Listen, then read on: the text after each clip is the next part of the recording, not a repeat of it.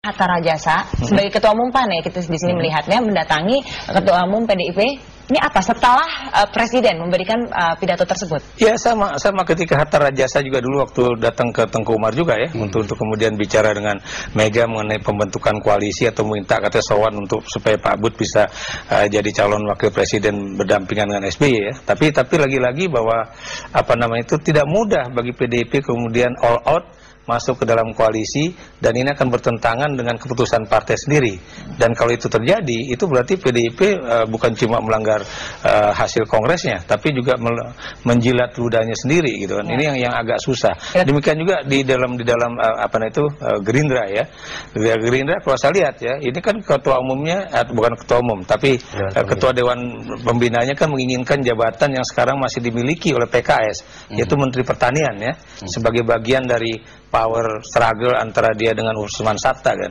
Nah, yang jadi persoalan itu apa, SBY itu akan lebih menghitung PKS sebagai mitra koalisi yang mewakili konstituen Islam, ataukah kemudian menggandeng Gerindra yang terus terang itu tren politiknya ke depan masih belum jelas. Jadi masih lebih bisa nyambung dengan Golkar dan PKS dibandingkan dengan PDIP dan Gerindra.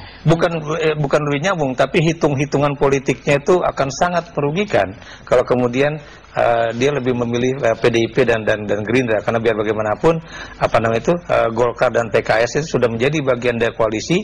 Dan Anda juga harus ingat ya, manuver-manuver PKS dan Golkar itu akan jauh lebih kasar ya ketika dia akan berada di luar koalisi ketimbang sekarang masih ada baik, mungkin bisa langsung ke sharing, bisa langsung ke Pak Happy Boni. Apa sebenarnya ini Golkar? Nah, Pak Happy, Anda bagaimana? Anda deg-degan tidak? Karena kita tahu bahwa ini partai besar sekarang adalah Demokrat, Golkar partai Anda, dan juga PDIP. Sedangkan sudah ada salah satu partai koalisi yaitu PAN yang melakukan kunjungan ke PDIP. Nah, sekarang bagaimana sekarang posisi partai Anda? Anda melihat ada lobby dari PAN ke PDIP? Pertama, tidak deg-degan ya. Itu yang pertama, yang penting ya. Yang kedua, kita merasa bahwa komitmen apa yang kita langgar di sini, gitu ya.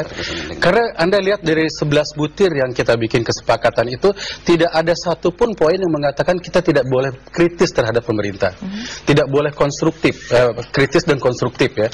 Dan kemudian tidak boleh kemudian ini menolak kepada kepentingan rakyat. Jadi kalau saya melihat bahwa untuk Golkar, kalau yang penting sekarang ini kita komit bahwa karena kita waktu itu diajak, kita ikut. Tapi kemudian karena kita merasa tidak bersalah, kita nggak perlu keluar. Ya, bagaimana Anda melihat butir kesepakatan juga yang mengatakan bahwa koalisi bukan hanya di kabinet, tapi bukan hanya di eksekutif, tapi juga di legislatif? Itu penting. Tapi tolong diingat, ini asbabun nuzulnya ya, peristiwa yang kemarin itu, kita ini seperti diajak oleh Partai Demokrat